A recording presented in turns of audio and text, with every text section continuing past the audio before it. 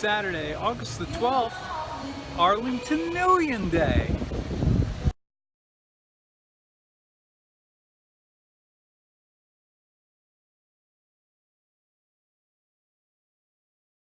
I haven't been out to the races live for over a month because Kim and I spent the month of July on 2 amazing river cruises through Vietnam and Cambodia and then through China.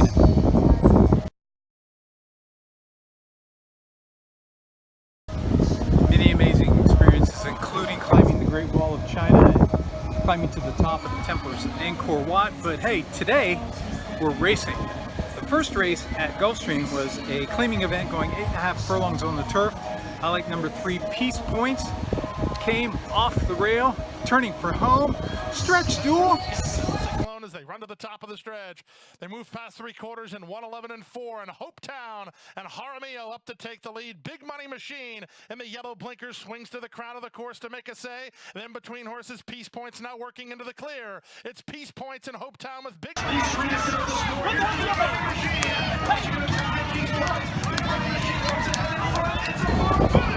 Oh yeah, that's my first win.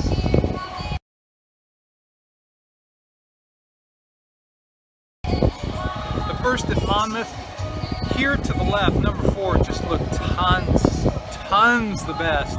And as they turned for home, he just opened up and walked with it without being asked.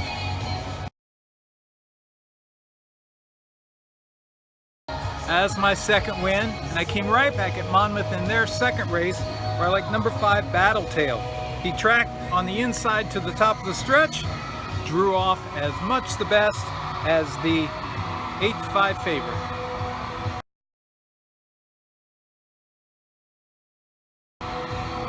Three wins on the day. And my next one came the second at Arlington, where all the big stakes races come later.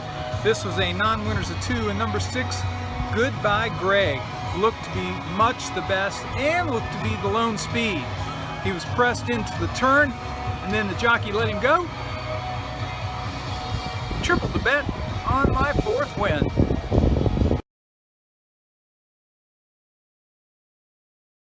Third at Saratoga was a starter allowance going a mile on the turf, and as I wrote, it was a wide open event, but I thought that number 3, Pioneer Spirit, was a legitimate price play. He'd never been 2 turns on the inner course before, and he was jumping up from a 2 lifetime to the starter allowance. But as I said, there are mitigating factors. First of all, he was claimed by Linda Rice last time out, who's a sharp 22%, and an even better 63% first off the claim. And Jose Lezcano, 4 for 5 for Linda Rice here at Saratoga this summer. You can see why I think he's a solid play. He went right to the front. The pressers came to him on the turn, but he opened up again in the stretch. He was clear at the 8th pole, and here came number 9, Space Mountain, the favorite under Castellano. Stretch duel. And the victory on the top of the stretch. Dr. Edgar splits horses. Furlong to run. Space Mountain storming down the center. Pioneer Spirit digs in on the inside. Between horses comes Dr. Edgar and driven by Thunder. They're coming down to the line. Pioneer Spirit, Space Mountain, these 2, Pioneer Spirit, Space Mountain, Pioneer Spirit and Space Mountain on the wire together. Photo finish!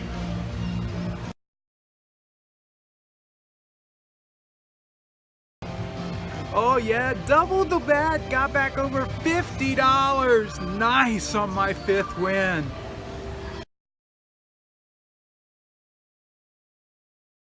Monmouth's 4th was just a claiming race, just a minimum bet for me, going a mile 70. I thought number 6, Battery, looked much the best. He was sent off as the 4-5 favorite. As they broke out of the gate, number 6 went right to the front. Looking at my ticket, 5 to win on the 6, baby.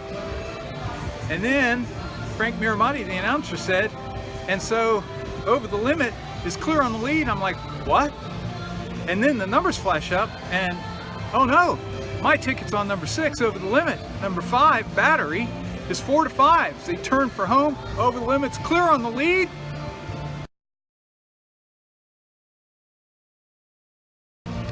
Oh yeah, wire to wire pays 10-20. Better to be lucky than good. My 6th win. Woo!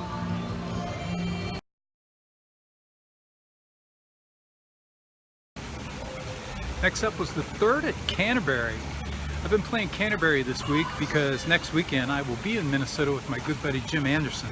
I played Thursday and Friday night, and of the 10 races I picked, I had 7 wins. Nice. It's my new favorite track. So the third was a 1 mile claiming event, and my pick was what was sure to be the favorite, number 4, Transformative. Transformative was plunging from a 20,000 to this restricted 4,000. Yikes! But he'd beaten 12,000 claimers here at Gulfstream in a restricted race during the championship meet. He's just sort of good. Sort of had his old talent, he was going to win. Pressed the pace to the far turn, opened up easily.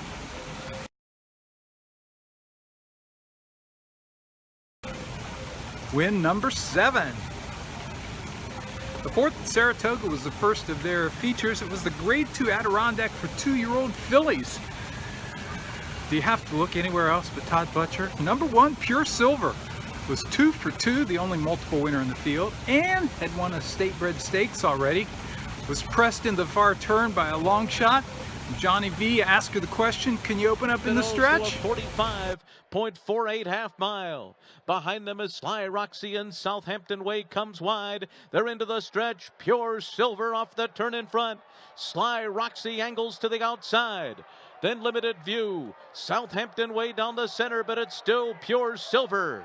Pure Silver's opened up now to a 5-length lead. Then Southampton Way, Wall of Compassion on the outside, and Sly Roxy, but she's still unbeaten. Pure Silver dominates the Adirondack.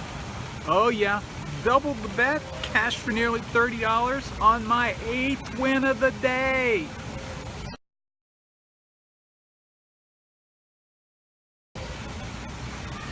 The 5th at Woodbine was a maiden special weight for 2-year-olds, and the only filly in the race with a race under her belt was number 5, Ardor. And Ardor was sent off as the 4-5 favorite, but as they turned for home, she was tracking a 19-1 long shot, couldn't make up any ground, and in the final 16, Arda trying to pick up the leader. Tomato Bisque joined by Arda on the outside. They battle it out clearly ahead of Perfection Cat. Arda not getting there yet. Tomato Bisque is holding on. Now Arda lunging on the outside. Tomato Bisque on the inside, and a head bob with Arda. Photo finish!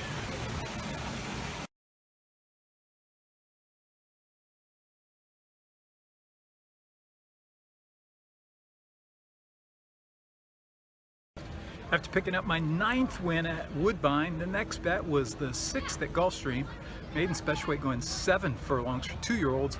Number 2, Highborn, figured to be the favorite. He'd been a sharply improved second last time out, and that would be enough to making the bet today. But he was also a gelding, and the stretch to 7 furlongs just looked to suit him great.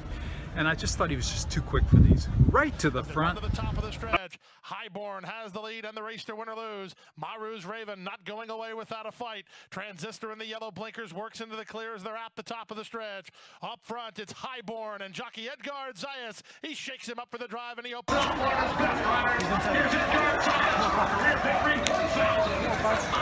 Number 2, Highborn, the winner. Double the bet. Oh yeah, that's win number 10. Woo! Number 8, Picked up my next win at Canterbury in their 5th race. It was a 1 mile claiming event for non-winners of 2 lifetime, and as I wrote my analysis, maybe not the smartest thing to do to back a last out maiden claiming winner in a claiming non-winners of 2 lifetime. First time against winners at Canterbury on top of that. But number 6, Sweeping Edge, showed huge improvement when moved to the main track last time out, and he just looked best on paper today. Well, he broke outward from the gate, was wide into the first turn, hit the far turn, just glided up and ran by like they were tied to the post, man.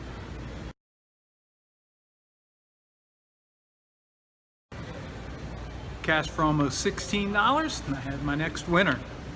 At Saratoga in their 7th, it was a maiden 2-year-old sprint, and it was a doozy. It was one of those where I think there are going to be several that come out of here with a lot of talent, but you can never go wrong batting a Todd Pletcher horse, especially with Johnny V on the outside number town, Cold Town, Mississippi.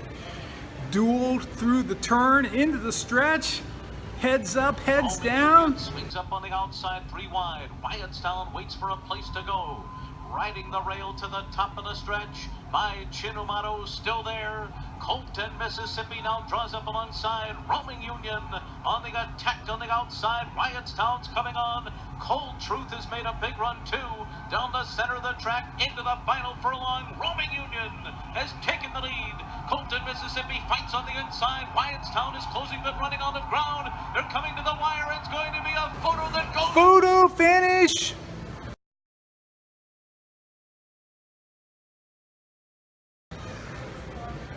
Oh yeah, that's me in front. Paid a nice $8.70 cash for almost $45. And that makes my 12th winner of the day. The 8th at Woodbine was my best bet of the day. It was the Shepperton Stakes, and it was a 6.5 furlong sprint on the main track, the Tapeta surface at Woodbine in Toronto. And number 5, Pink Lloyd, was working on a 4-race win streak and had already won a stakes in Open Company, and last time out won a grade 3 stakes. Wow. Against these state bred, she looked much the best. She had to check slightly into the turn. She was between horses, finally got outside turning for home. Goes up with Boreal Spirit to take over from Ironic Blessing. And Pink Lloyd and Boreal Spirit tackled by San Nicola Thunder down the outside. It's Pink Lloyd narrowly. Pink Lloyd just in front. San Nicola Thunder pouncing on the outside as a threat, but not enough. And Pink Lloyd just continues to turn them all away and has won again. Pink Lloyd 50. from San Nicola. 5-0. 50 to win on Pink Lloyd. Oh yeah, another winner for this guy.